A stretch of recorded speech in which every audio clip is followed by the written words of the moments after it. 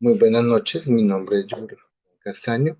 En este espacio socializo con ustedes la intención investigativa denominada Resignificación de la praxis en educación ambiental, evaluación de la percepción de estudiantes de educación media a través de modelos mentales en el municipio de Puerto Gaitán Meta.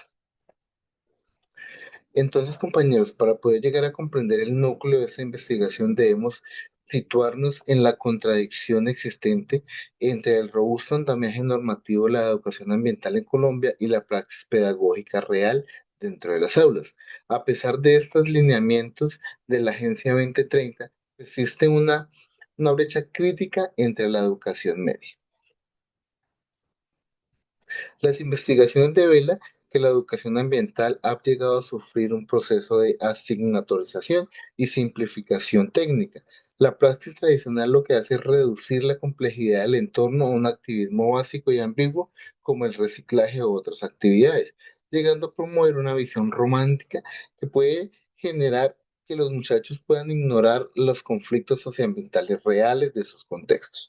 Esa fragmentación lo que hace, sistémica, perdón, lo que hace es despojar a los estudiantes de esta complejidad o de esta capacidad de agencia en su territorio, como lo es el caso de Puerto Gaitán Meta, donde existen fuertemente conflictos o tensiones de carácter extractivista. Al no vincular el saber académico con la percepción territorial de estos jóvenes, la toma de decisiones puede llegar a carecer de un compromiso ético real. De ahí surge entonces nuestra pregunta de investigación. ¿De qué manera la intención entre la praxis, currículo y construcciones mentales de los estudiantes llegan a configurar este constructo actual de la educación ambiental de Puerto Gaitán y cómo condiciona su postura crítica ante el desarrollo territorial? La pertinencia de esta investigación radica en una urgencia tanto ética como política, que es esta necesidad de llegar a trascender la visión utilitarista que reduce la naturaleza a un simple inventario de recursos explotables o utilizables. Nuestra propuesta lo que busca es llegar a consolidar una auténtica ética de cuidado inminentemente ligada a un desarrollo territorial de estas regiones. Para poder llegar a lograrlo, articulamos la investigación sobre dos pilares fundamentales. Primero, la gobernanza y la emancipación, asumiendo entonces la educación ambiental como una herramienta que llega a transformar donde el estudiante se reconozca como sujeto político activo. Y segundo, la epistemología de la complejidad, con lo cual desafiamos los modelos tradicionales que fragmentan el conocimiento integrado y en las dimensiones biológicas, sociales y éticas de este mismo entorno. Entonces, esta necesidad lo que hace es que vuelve evidente en el departamento del Meta un territorio complejo donde las aulas conviven con las cicatrices del extractivismo y la agroindustria. Llegar a descolonizar este saber nos permite entonces dar respuesta a exigencias de las directrices actuales de la Ley 2476 del 2025 y la estrategia E2050 para la resiliencia local. Entonces, esta suma de estudios nos pretende entonces engrosar la retórica burocrática del aula, sino llegar a transformarla en una praxis vital que pueda desenvolver a los jóvenes la capacidad de agenciar su propio territorio.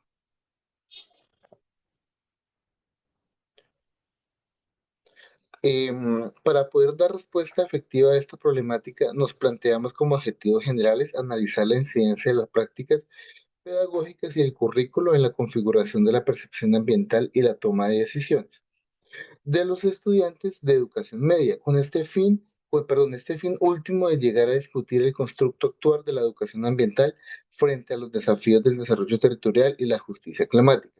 Este propósito se despliega de manera sistemática en tres objetivos específicos. Primero, caracterizar la praxis pedagógica de los docentes en el marco de los PRAE, llegando a identificar las tensiones entre las directrices curriculares oficiales y las estrategias de enseñanza reales. Segundo, identificar los modelos mentales y representaciones del entorno de esos estudiantes mediante cartografías y mapas mentales, contrastando el saber impartido con la percepción habituada de estos muchachos en el territorio.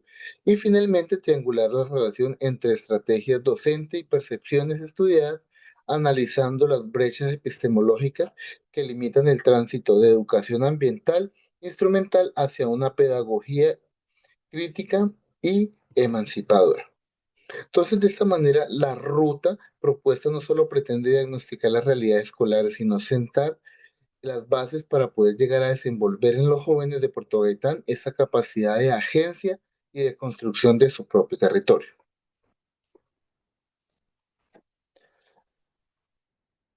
Estimados compañeros, entonces al hacer ese examen de la base científica de este estudio, trazamos una ruta cronológica que dialoga la investigación internacional y nuestro contexto local.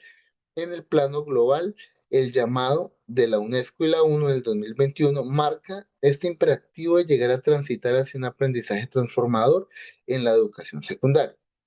Al revisar las dinámicas de nuestra región, Delgadillo en el México analiza la ambientalización curricular desde la transdisciplinariedad o la transdisciplina, donde evidencia cómo la fragmentación del saber docente obstaculiza la enseñanza de los muchachos. Esta preocupación entonces coincide con el aporte de Damián en Venezuela, quien advierte sobre la alarmante pérdida del rigor conceptual sobre los términos de sostenibilidad en la cotidianidad escolar.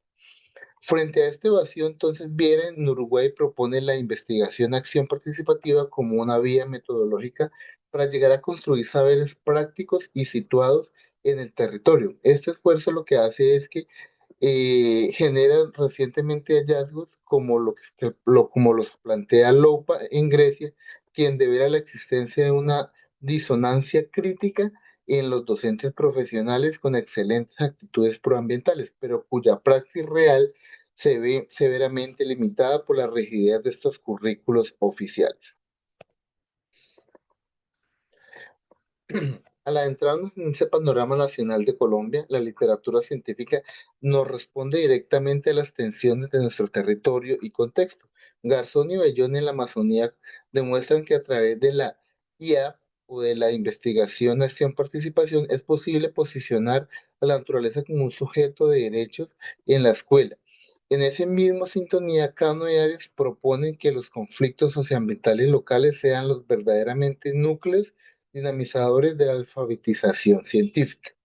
Sin embargo, este avance pedagógico choca con las realidades del país que devela Spinoza en su tesis doctoral del 2024. Este autor identifica una fragmentación sistémica del saber desde la educación ambiental, queda aislada casi a una totalidad en el área de ciencias naturales, excluyendo el reto de la comunidad académica y debilitando política nacional de educación ambiental.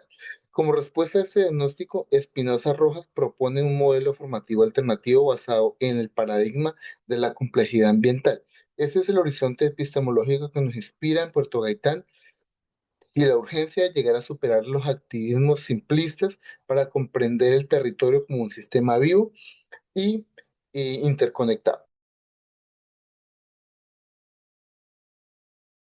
Compañeros, el andamiaje epistemológico demuestra de nuestra investigación se estructura de forma progresiva a través de 5 dimensiones críticas. En la base, la percepción desde la fenomenología de Husserl, perdón, nos invita a comprender la relación del estudiante con el entorno, no de manera neutra, sino como una experiencia viva y culturalmente situada. A partir de allí, entonces la ética ambiental de Ángela Maya nos exige reconocer los límites biofísicos del entorno para poder guiar las acciones humanas. Esto nos conecta con la sostenibilidad en clave crítica de Noredo, que deriva las tensiones existentes entre la preservación del patrimonio natural frente al modelo económico industrial. Entonces, estas categorías confluyen en una complejidad ambiental de Enrique Leff, una apuesta política que nos incita o nos insta a desmantelar el saber tradicional y parcelado mediante un diálogo transdisciplinar. Finalmente, la praxis en la educación ambiental de Sepúlveda y Mora diagnostica la brecha actual entre ese diseño normativo de los PRAE y las aulas de educación media. Entonces, en este sólido marco que nos permite dotar de rigor crítico nuestro estudio con el propósito de resignificar la cultura ambiental de los jóvenes en el territorio de Puerto Gaitán, fundamentamos el ejercicio de esta investigación.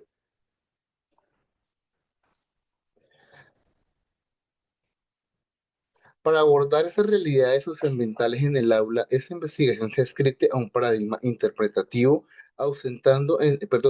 sustentado en el pensamiento complejo de Riquelef. Renunciamos entonces a esas visiones positivistas y lineales, asumiendo que el conocimiento ambiental es emergente, sistémico e inacabado. Entonces, bajo esa perspectiva, adoptamos un enfoque cualitativo. Este camino nos permite sumergirnos en un tejido de realidades múltiples y subjetivas de los actores, priorizando la comprensión profunda de los discursos por encima de la estandarización estadística. El método elegido es el hermenéutico interpretativo, ¿cierto? A través de él establecemos un ejercicio dialéctico y reflexivo donde el investigador no es un observador neutral, sino un sujeto que interpreta y dialoga constantemente con los saberes de esta comunidad. Y por otro lado, el escenario de este diálogo está constituido por estudiantes de los grados noveno, décimo y undécimo, junto a docentes del área de ciencias naturales en el municipio de Puerto Gaitán Meta, sujetos claves que habitan y significan este territorio. Pasando a la operacionalización de este proceso de investigación, estructuramos el proceso en tres grandes momentos. Primero, una fase de socialización del proyecto. Segundo, la caracterización de los modelos mentales. Y finalmente, la reconstrucción colectiva de esta praxis pedagógica. Como instrumentos para la recolección de la información, implementaremos entrevistas semiestructuradas y narrativas libres, herramientas idóneas para poder capturar información y experiencias y la perspectiva de los participantes sin condicionar su respuesta. Finalmente, la medición fundamental de ese estudio se realiza mediante la cartografía social y la investigación participativa.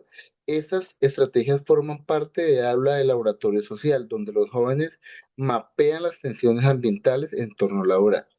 En este contexto, toda esta información será triangulada y será analizada por medio de software Atlas Tree que nos permite generar finalmente unas coincidencias o una cantidad de coincidencias y de recurrencias de palabras que son usadas por estos estudiantes.